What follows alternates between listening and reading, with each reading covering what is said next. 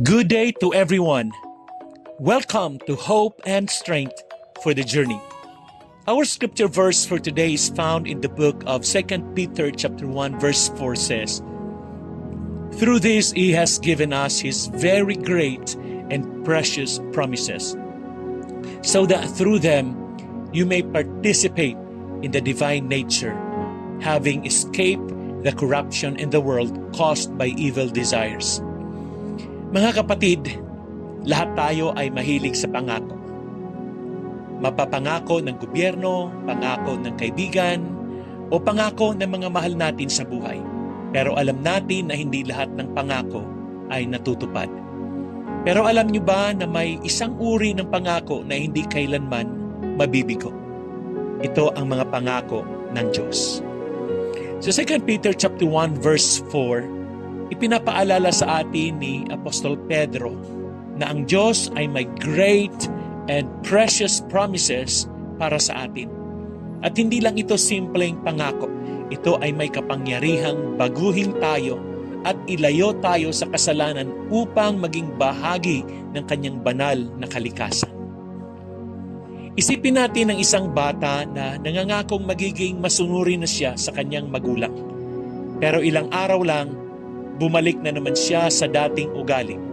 Ganyan din tayo minsan sa ating pananampalataya. Nagpapangako tayong magbabago, pero bumabalik sa dating buhay. Ngunit ang kaibahan ng pangako ng Diyos, ito ay may kapangyarihang baguhin talaga tayo. Isang magandang halimbawa nito ay si Apostol Pedro mismo. Noong una, mahina siya. Itinanggi niya si Jesus 3 beses.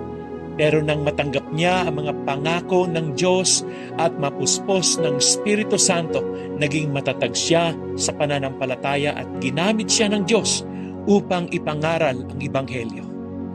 Paano po natin i-apply ang mga katotohanan ito? Una, panghawakan ang mga pangako ng Diyos. Ibig sabihin, ang Diyos ay hindi sinungaling.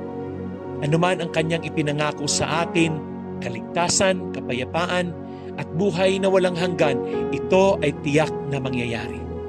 Pangalawa, mamuhay ayon sa banal na kalikasan ng Diyos.